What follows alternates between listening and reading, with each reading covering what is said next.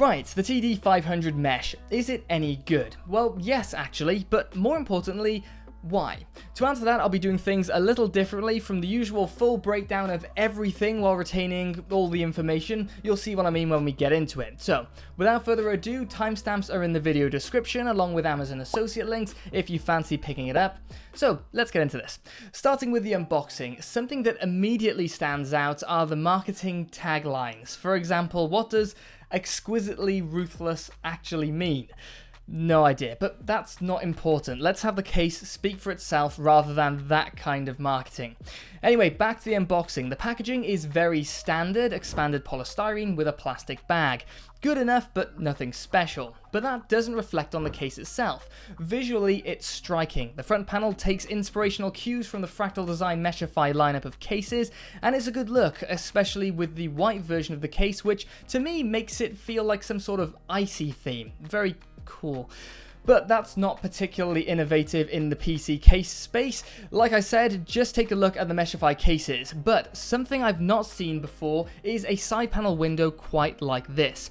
You'd be forgiven for thinking it was plastic considering the grooves are cut at angles to reflect the continuation of the front panel lines, but it's all glass. I'll say this much though, nice work on the translation from the front panel, but the line heading towards the foot at the front feels like a missed opportunity. Anyway, the other side panel is a clean, plain panel, and to the rear you've got your standard ATX case layout. Up top we've got a front I/O which consists of a very standard drive activity LED, a couple of USB 3.1 Gen 2 ports, power button, mic and headphone jacks, and a reset button which can control the included ARGB controller and ARGB lighting, if you get the version with an ARGB controller. Just behind the front I/O is a really large magnetically applied filter. There's no technical need for this to be as wide as it is, but it's been increased to create symmetry while allowing radiator support, pushing the 120mm section towards the side out of the way of the motherboard, which we'll cover in just a minute. Down to the base, up front we've got a really nice connection detail to the front panel, which is adjacent to some rubber pads. Actually rubber, not foam. Centrally, there's a couple of screws for the drive cage, and to the rear is, as far as I'm concerned, the most disappointing part of this case. The flimsiest power supply unit filter on the market. I've got loads of footage with this, I just didn't know what the best way to convey precisely how flimsy this thing is. If something had to give to get this interesting side panel window, I guess this was it. Outside covered, let's tear off the panels and get inside. Starting with the glass, this is a little unconventional, and it's surprising how many different ways tempered glass panels affix to cases these days. Up top are a couple of thumb screws which once loosened release the panel, but the screws are retained by grommets, which is helpful but also a little awkward to align the holes with the screws when replacing the panel later. Speaking of which, the panel, now free at the top, is able to hang loose while being supported by a rail fixed to the bottom of the glass. There's no rush required to support the panel in any way during this process, so the panel just hangs there until you're ready. Not too shabby. The steel side panel uses captive thumb screws to secure the panel, and while they don't get stuck as much when being removed as the typical variant of captive thumb screws, they're just as awkward to replace them.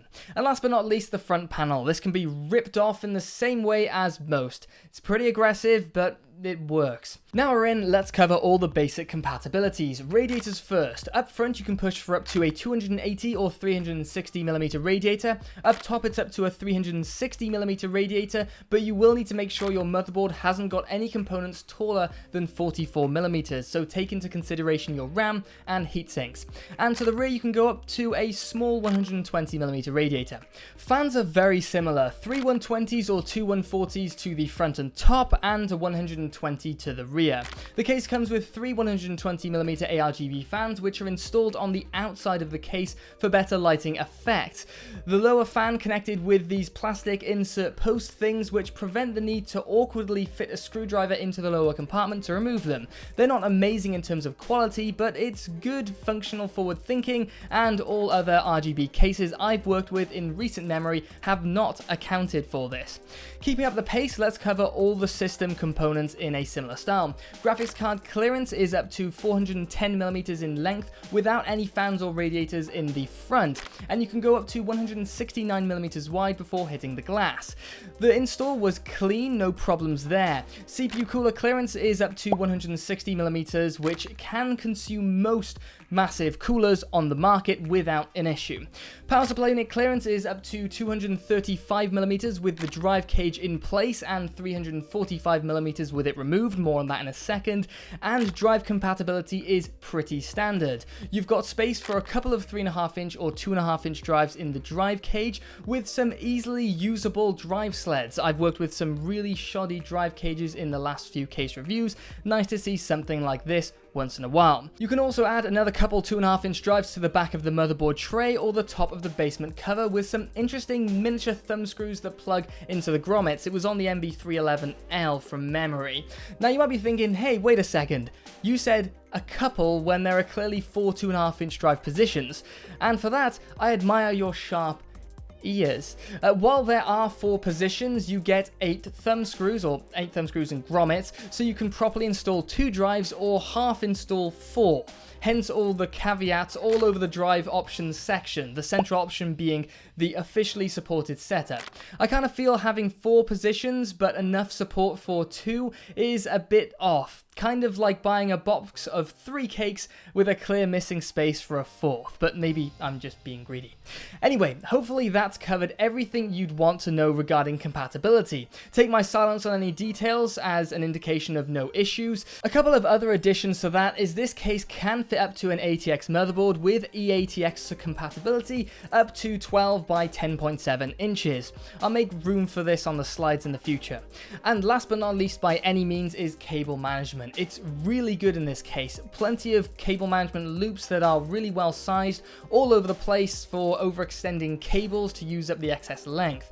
There's also plenty of depth to the motherboard tray for awkward cables and a few well placed grommets in the usual positions. One thing I will say is finding some large flush space for the magnetically applied NZXT grid was difficult, and I ended up awkwardly squeezing it into the top corner just out of the way of the cable management loops, barely enough space for the magnets to adequately engage. I know I was praising the cable management loops for a second ago, and I will say this is a gripe that is unique to the grid due to its size, but there's potential for it to be a slightly wider issue for some.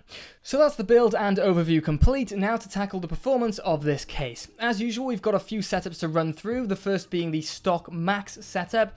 Here the stock fans are ramped up to full speed while the CPU and GPU fans are locked to predetermined speeds. The same for all setups and all case testing. Next setup, the stock fans are removed to make way for my test fans. I replaced the 3 stock intake fans up front with 3 120mm intake test fans.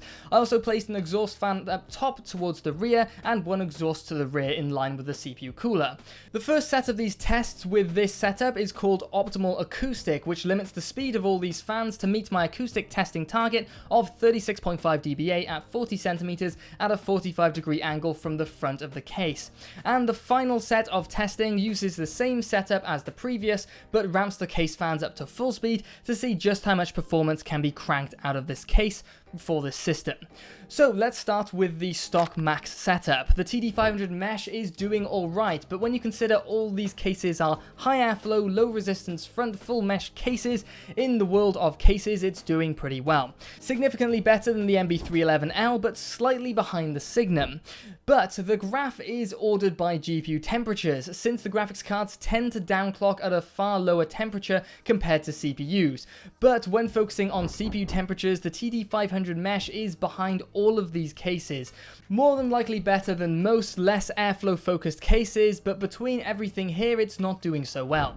However, it's worth noting all the fans in all of these cases in the test are running at full speed, which means they're outputting different noise levels. So while a TD500 Mesh is cooler on GPU thermals compared to the MB311L, it's actually a touch louder and is only trumped in terms of noise output by the Forge 100R, with only 2 fans which are spinning about around 200 RPM faster than the TD500 Mesh's 3.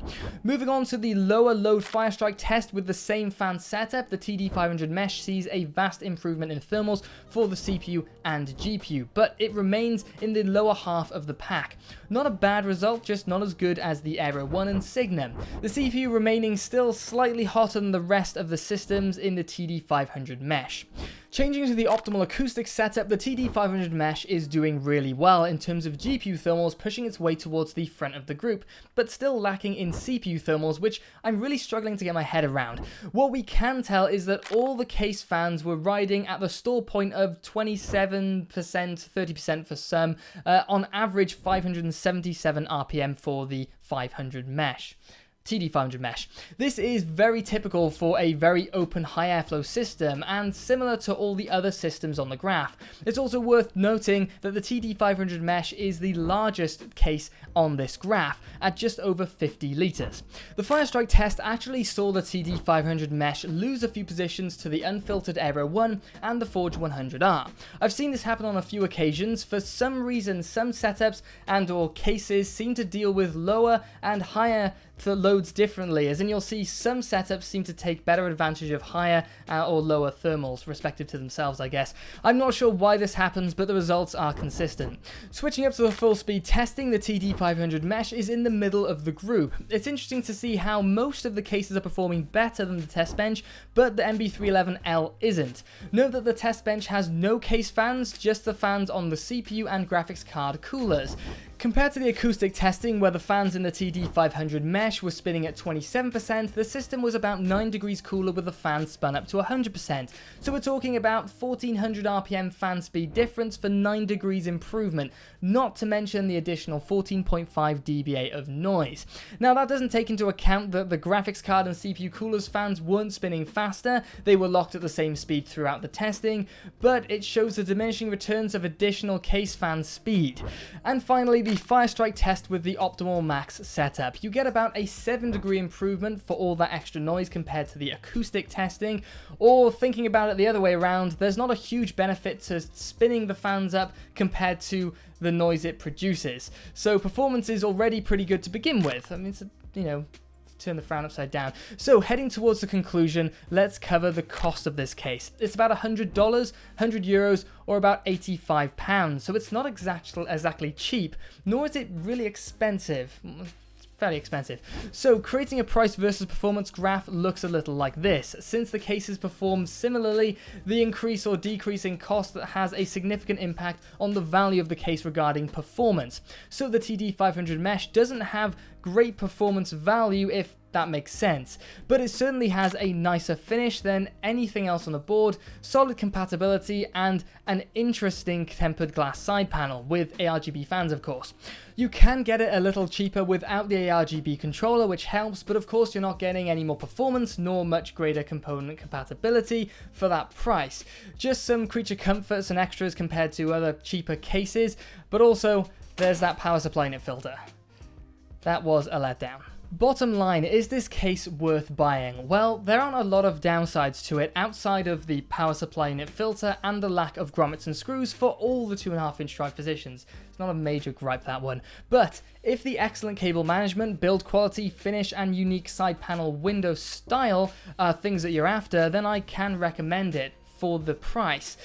You can get similar performance with cheaper cases like the Forge 100R, Cygnum SG1V, Evo TG, ARGB, and Aero 1, but they lack the finish and build quality of the TD500 Mesh.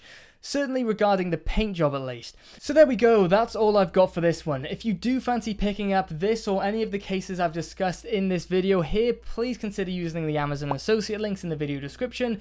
And just before I fully wrap this video up and get on to what I'm about to say, you can subscribe, like, and that sort of stuff, but what's coming up now is for sort of channel supporting people and people who are just interested in channel stuff. I am in the middle of making some changes to the channel. First is the mic setup and overall delivery of these videos. I'm experimenting with some lav mics. This deity one, I've got a Boya B1, M1 something, which you may have noticed in this video. But since I'm experimenting, I've also got my regular mic in its usual position to capture all-round decent audio to smooth out the transition and experimentation. I'm also in the planning stages of putting together some acoustic panels to give the lav mics half a chance of doing their job semi-decently. At the moment, the plan is for them to be sort of triangular to better match the AV logos, and with any luck, they'll add a bit of style as well as functionality to the room. And finally, I think it's only reasonable for those of you who make it to the end of my videos to know that I'm looking into some full system builds with good price versus performance comparisons and the potential to mix those in with budget case reviews. I may need to rethink what kind of benchmarks I want to use for those, but so far I'm in the middle of the assembling of systems in terms of buying stuff in stage, so I'm not quite there yet. But if you've got anything in particular you'd like to see, anything like VR or any of the previous like reviews or benchmarks I've used before, just let me know. Something I will say is these kinds of changes are only actually possible through the support this channel gets. That's by companies like Silverstone, Corsair, Antec and FlexiSpot, who have sent products to the channel, which means I don't need to spend money all of the time to prop up the channel. But more crucially, from people using Amazon affiliate links, which are starting to prop up the channel in a more meaningful way. And funnily enough, the channel itself, which is getting enough views to help the channel sustain itself, which is a real milestone. And above that, the patrons who give without getting a lot in return, which has been eating away at me for a while, and I have thought of shutting it down since there's not a lot of value for patrons.